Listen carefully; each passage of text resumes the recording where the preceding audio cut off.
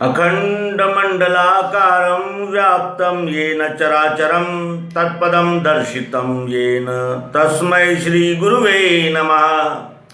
अज्ञानान्धस्य लोकस्य ज्ञानाञ्जनशलाकया चक्षुरुन्मीलितं येन तस्मै श्रीगुरुवे नमः।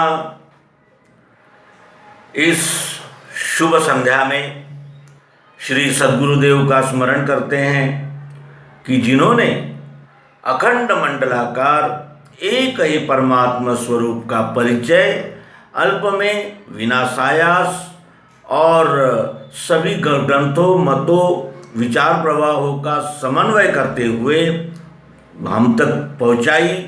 और ये उनके इन्हें कार्य जो अवतार को ही यानी लागू होते हैं, जसते हैं, ऐसे महान सद्गुरु का हम स्मरण करते हैं और उन तत्वदर्शी सद्गुरुओं का आभार व्यक्त करते हैं कि जिन्होंने इस सर्वांग योग युक्ति को संभाला और अधिक से अधिक जनमानस तक पहुंचाने में अथक प्रयत्न किए। ऐसे श्री स्वामी जी डॉक्टर जीवनानंद जी चैतन्य, जो केंद्रीय अध्यात्म विज्ञान शाला के 5वें संचालक रहे हैं और उनके सहवास से जो कुछ भी हम उनसे जान सके, समझ सके, अपनी अल्पमति के अनुसार वही अपने मित्रों के साथ संवाद स्वरूप करके देने की ये एक कोशिश है, एक प्रयास है। और आप सबने इस प्रयास को दिए हुए प्रतिसाद का पुनः पुनः हार्दिक धन्यवाद व्यक्त करते हैं। धन्यवाद। मित्रों, जाति अन्य किसी भी देश में इस प्रकार का शब्द आपको सुनाई नहीं देगा। जाति ये शब्द भारत को ही यानी इसका कहने का आशय कि भारत में ही सुनाई देता है और जाति की व्याख्या भी भारत में ही समझ में आती है, अन्य जगह नहीं। अन्य जगह रंगों पर होते हैं भेदभाव, या अमीर गरीब के होते हैं, कोई राजनीतिक कम्युनिस्ट और रिपब्लिक ऐसे होते हैं, कोई डेमोक्रेटिक रिपब्लिक ऐसे होते हैं, इन्हें वाद के विषय अलग होते हैं। लेकिन जाति ये हमारे भारतीय समाज जीवन का एक ऐसा विषय रहा है कि समय आने पर ये विषय हारने वाले को जिता सकता है और निर्धन को करोड़पति बना सकता है। क्यों? क्योंकि वो जातियों की जो कल्पना है वो पूर्व में धंधे से लगी हुई, व्यवसाय से जुड़ी हुई जो थी, वो आज एक राजनीतिक हथियार बन गई है। और इसी जाति के विषय में सद्गुरु भगवान श्री मायानंद जी चैतन्य क्या कहते हैं, उनके विचार क्या है, उनका देखने का दृष्टिकोण कैसा है। और सद्गुरु से सदैव हमें जागृति और अनुभव ही मिलता है, इसलिए उनके साहित्य को हमने अवश्य ही समझना चाहिए। और यही प्रयास अध्यात्म विश्वविज्ञान यूट्यूब चैनल इस मालिका में कर रहा है। आइए देखते हैं कि सद्गुरु भगवान श्री मायानंद जी चैतन्य जाति के विषय में क्या कहते हैं। जाति के कर्म महर्षि और मनु के निर्माण किए हुए हैं। जाति के कर्म महर्षि और मनु के निर्माण किए हुए हैं। जाति के कर्म महर्षि और मनु, इन्होंने निर्माण किए हुए हैं। अब देखिए, महर्षि कौन है? जो व्यवस्था संचालन में राजकर्ताओं के सहायक और सलाहकार होते हैं, वो महर्षि ही होते हैं। महर्षि, ब्रह्मर्षि और देवर्षि, ये जो होते हैं ये राजा के सलाहकार होते हैं और जातियों का जो कर्म है वो निश्चित करने का काम महर्षि और मनु, महाराजा मनु ये राजा थे, इनकी एक राज्य व्यवस्था थी और उन्होंने अपने राज्य व्यवस्था के लिए ये जाति के कर्म महर्षि और मनु के निर्माण किए हुए हैं। और अन्य ऋषि मुनियों के निर्माण किए हुए अर्थात पुराणोक्त कर्म स्वर्ग नरक की कल्पना युक्त होने से जीवों को ब्रह्मपंख में ही डालने वाले हैं।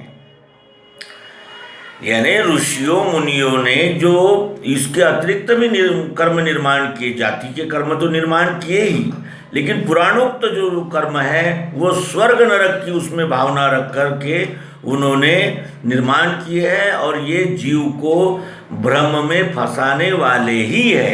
ऐसा श्री मायानंद जी चैतन्य बुद्ध सूक्त के 145वें पेज के 591वें सूक्ति में कहते हैं। अब जिसे पाप की भावना ही नहीं है वह ऋषि प्रणीत जाति कर्म क्यों कर सकता है? जिसे पाप की भावना ही नहीं है, जिसके मन से द्वेष भावना द्वैत भावना विलय हो गई है, वो व्यक्ति जाति कर्म क्यों करेगा?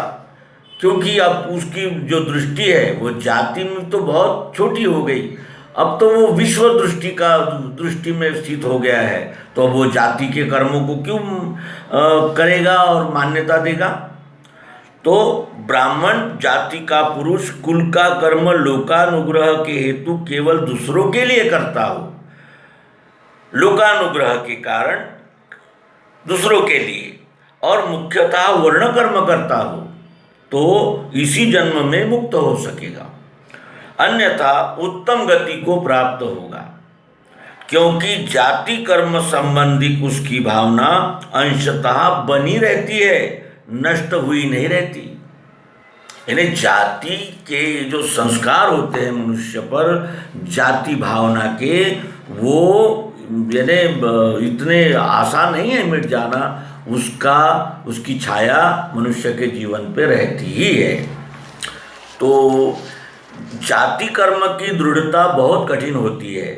कर्मानुबंधानी मनुष्य लोके, यह श्री कृष्ण जी ने इसीलिए कहा है कि जाति कर्म की दृढ़ता बहुत यानी कठिन होती है, मजबूत होती है, क्योंकि वो संगठित रूप से आती है और जन्म के साथ ही प्राप्त हो जाती है। और इसीलिए कर्मानुबंधानी मनुष्य लोके, कर्म से ही मनुष्य बंधन में पड़ता है, यह श्री कृष्ण जी ने इसीलिए कहा है। जाति ब्रह्मा देवादिकों के कर्म के अनुसार प्राप्त होती है, तथापि उनमें भी वर्ण स्वभाव पृथक दिखता ही है। यानी वर्ण स्वभाव जो है वो पृथक दिखता ही है। इसीलिए वर्ण स्वयंभू तथा जातियां परिवर्तनशील होने के कारण, वर्ण जो है वो प्राकृतिक है, नैसर्गिक है, तो और जातियां जो है वो मनुष्य निर्मित रहने से ये, और जातियां जो है वो परिवर्तनशील है। इस जाति का व्यक्ति उस जाति में प्रवेश कर सकता है, परिवर्तनशील रहता है, और इसीलिए जाति कर्म के दृढ़ पुट भी वर्ण स्वभाव के कर्म दिव्य चक्षु के निश्चय से किए जाए तो नष्ट हो सकते हैं। दिव्य दृष्टि के प्रकाश में अगर वो अपने दिव्य चक्षु के निश्चय से अगर वो अपने कर्म करता है तो उसका यानी उन कर्मों के संस्कारों से छुटकारा हो सकता है। दिखावटी लोक संग्रह करना हो तो जाति कर्म का नखरा करना, दिखावटी लोक संग्रह करना हो, पैसा हमारा, धान्य हमारा, बनाएंगे हम, और वो जाति के वो सब इकट्ठा होंगे और वधु की जेब खाली, वधु पिता की जेब खाली करके चले जाएंगे। दिखावटी लोक संग्रह करना हो तो जाति कर्म का नखरा करना, यानी उन्हें यथासांग निभाने का प्रयास करना। जाति में अनेक प्रकार का संकर है, ये महत्वपूर्ण है। जाति में अनेक प्रकार का संकर है, अतः जाति कर्म के फंदे में न पड़कर अपने क्षत्रिय स्वभाव का कर्म करना। जाति में अनेक प्रकार का संकर होता है, कुल संकर होता है, देश संकर होता है, ने अनेक प्रकार, दो प्रकार इकट्ठे आते हैं। और अतः जाति के कर्म के फंदे में न पड़कर, यानी जाति कर्म के फंदे से बचकर अपने क्षत्रिय स्वभाव का कर्म करना, अपने क्षत्रिय स्वभाव का कर्म करना। और फिर जाति बहिष्कृत हो जाने का प्रसंग आ जाए क्योंकि वर्ण कर्म कर रहे हैं हम, ईश्वर की सेवा निरलस निष्पाप और निष्पक्ष भाव से, तो फिर जाति बहिष्कृत हो जाने का प्रसंग आ जाए, अगर जाति के जो लोग हैं वो अगर आपको बहिष्कृत करने का भी प्रसंग आ जाए तो भी परवाह नहीं करना। सर्वधर्मान परित्यज्य का यही आशय है, वर्ण का कर्म करना। भले ही अन्य जाति कुल आदि का कोई विवाद हो, कोई परेशानी नहीं होगी, वर्ण के कर्म में स्थिर होना चाहिए। यही सर्वधर्मान परित्यज्य मामेकम शरणम व्रज, ये जो श्री कृष्ण जी कहते हैं कि सभी धर्मों को छोड़कर मेरी शरण में आ, उसका ये तात्पर्य है कि अपने वर्ण का कर्म ईश्वर सेवा भाव से और निष्पक्ष ढंग से करना ही क्षत्रिय का कर्म है, न्याय रक्षा। सब युगों में काल वही रहता है, सभी युगों में काल तो एक जैसे ही रहता है। सुबह सूरज उगता है, शाम को दूसरे जगह प्रकाश देता है, इस तरह वो चक्र भ्रमण में लगा रहता है।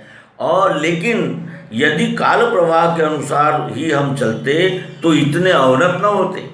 अगर काल के प्रवाह के अनुसार ही अगर हम चलते तो इतने अवनत न होते, क्योंकि काल चक्र प्रकृति नियत गुणों के कर्म के वो उसके निश्चय के लिए है, यानी उस काल के अनुरूप गुण और कर्म को निश्चित करने के लिए ही है। किंतु यह निश्चय छूट गया, जिसके फलस्वरूप जैसे जैसे युग व्यतीत हुए वैसे ही मनुष्य की प्रवृत्ति स्वकीय कल्पित भावनाओं से अपने को कर्ता मानकर वर्तन की ओर तत्पर हो गई। यानी मनुष्य ने अपने आप को कर्ता मानकर यानी प्रवृत्ति कर्ता की हो गई, और फिर करता है तो सब लगा ही हुआ है। उसके बाद स्मृति काल में पदभ्यामुदीरे निशिष्णा इत्यादि मानकर अपनी ओर कर्म का कर्तृत्व ले लिया, और सांप्रत के पुराण काल में इसकी सीमा हो चुकी है, यानी इसकी अति हो गई है। जातीय निर्माण हुई व पंथों का भी उद्भव हुआ, जाति का भी निर्माण हुई और पंथों का भी उद्भव हुआ। सतयुग का वर्ण बीज आज भी विद्यमान है, सतयुग का वर्ण बीज आज भी विद्यमान है। उसका निश्चय करके तदनुसार व्यवहार करने पर जाति बंधन के फंदे से मुक्ति पाकर सफलता प्राप्त होगी। वर्ण निश्चय के अनुसार अगर हम कर्म करें तो जाति बंधन के फंदे से मुक्ति हो सकती है। जाति पंथ पूछे ना कोई, जाति पंथ पूछे ना कोई, हरि को भजे सो हरि को होई, यह संतों का सिद्धांत है। यानी जाति और पंथ कोई नहीं पूछता, जो हरि को भजता है वो हरि ही हो जाता है। इस उक्ति के साथ यहाँ विराम देते हैं, और बुद्ध सूक्त में जो विषय है वो अत्यंत विस्तार से बताए गए हैं, और आप भी बुद्ध सूक्त मंगाइए और पढ़िए। पता है केंद्रीय अध्यात्म विज्ञानशाला, मानधाता, ओंकारेश्वर, जिला खंडवा, मध्य प्रदेश। धन्यवाद। नर्मदे।